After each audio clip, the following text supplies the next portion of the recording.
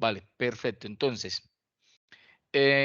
pregunto, ¿los que están aquí presentes han llegado a trabajar con PHP Unit, pruebas unitarias con PHP?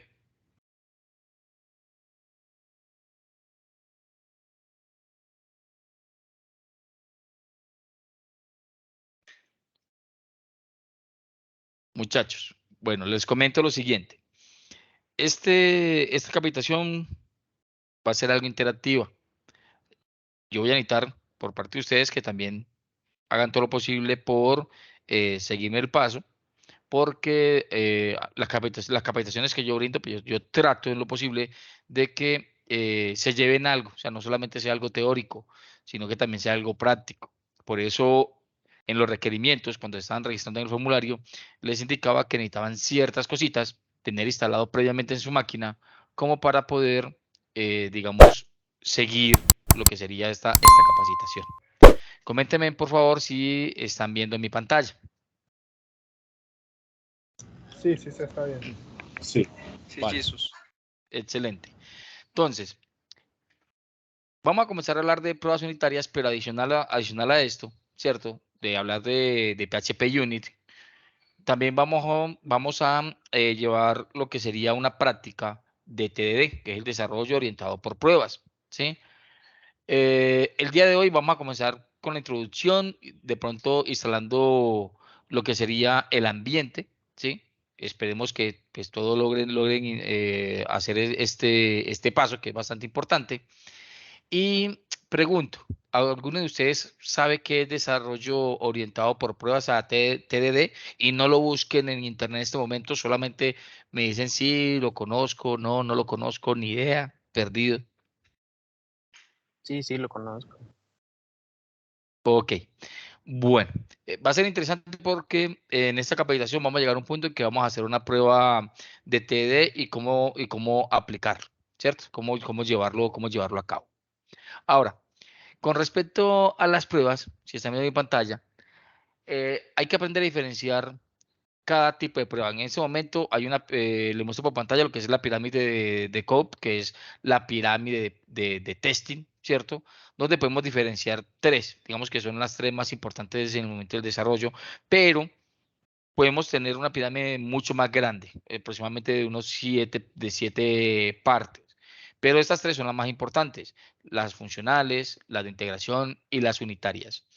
Al final de todo, o en la base principal se encuentran las pruebas unitarias, que realmente es la que debemos llevar nosotros a cabo, ¿cierto?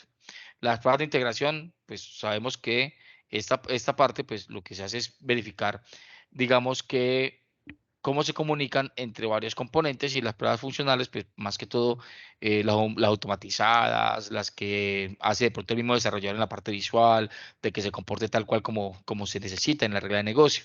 Vamos a profundizar un poquito más en el tema. Por ejemplo, las pruebas funcionales, pues lo que se busca es verificar el comportamiento del sistema para poder afirmar que se cumple con la funcionalidad completa. En este caso, digamos que una regla de negocio o un caso de uso en específico, ¿sí? Y de los casos de uso que normalmente lo que es el QA, pues estipula, ¿cierto? Y estas a veces se pueden denominar como si fueran las pruebas end-to-end, ¿cierto? De principio a fin. Por lo general, estas pruebas requieren un poco más de esfuerzo porque obviamente pues de todo se debe probar absolutamente todo el funcionamiento completo del sistema, ¿cierto? Basándonos en los requisitos existentes, o sea, en los requerimientos funcionales y en lo que espera realmente el cliente, ¿cierto? Entonces, aquí se debe garantizar que el sistema utilice el mismo código que se va a pasar a productivo, ¿vale? En este tipo de pruebas nosotros vamos a verificar todo el flujo completo de principio a fin, donde vamos a simular lo que sea, digamos, un usuario final, o sea, un usuario real, con lo que él se va a enfrentar. Entonces, aquí validan la integridad de los datos, se verifican las integraciones, tanto con el sistema interno como con los sistemas externos, de que sí funcione todo correctamente. En algunas ocasiones también se verifica lo que es la seguridad o la integridad de los datos en este punto de las pruebas funcionales. Es bastante complejo y puede ser muy tedioso, pues lo que sería el QA pues tendrá que pasar por un proceso de entrevistar al negocio, verificar qué es lo que necesita, hablar con los desarrolladores de cómo desarrolló tal cosa para él poder generar su caso de uso y en base a eso poder ejecutar sus pruebas y llevar una documentación, porque esta parte también lleva una documentación bastante extensa que no es muy fácil. De pronto, si aquí hay personas de QA, me corrige si lo que estoy diciendo no es correcto, pero tengo entendido que hacer este tipo de pruebas funcionales, pues o sea, requiere bastante esfuerzo, ¿sí? Con respecto a las pruebas de integración, pues el nombre lo dice todo, ¿cierto? Lo que se busca aquí es que estas pruebas se verifique la relación que hay entre diferentes clases y servicios para que funcionen correctamente, ¿sí? Aquí se coloca un ejemplo muy sencillo y es donde nosotros tenemos varios componentes, tenemos un sistema y tenemos una base de datos donde ese componente es nuestra dependencia para que pueda funcionar, nuestro aplicativo. Es allí donde tenemos que validar la integración de nuestro sistema con la base de datos, ¿sí? Que todos los componentes funcionen correctamente. ¿Sí?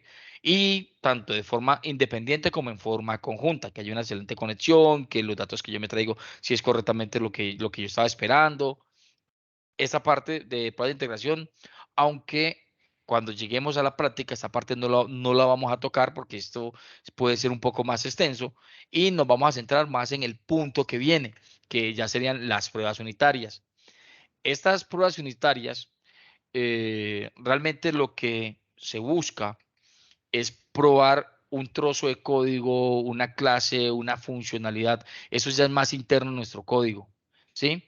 Aquí muchas personas, y me cuento yo entre ellas al principio, pues yo pensaba que una prueba unitaria era algo tan complejo, tan difícil, que tocaba prácticamente desarrollar dos veces, ¿cierto? Vamos a ver en la práctica que realmente no es así, no es tan necesario. O sea, una prueba unitaria, pues no te debe tomar más de 5 minutos para poder hacer una prueba exitosa. Ahora, ustedes de pronto pensarán, venga, pero es que si yo tengo una funcionalidad bastante grande, tengo un método que me hace X, Y, Z, ¿cierto? Necesito probar todo eso. Claro, la cobertura de código en las pruebas unitarias es muy importante.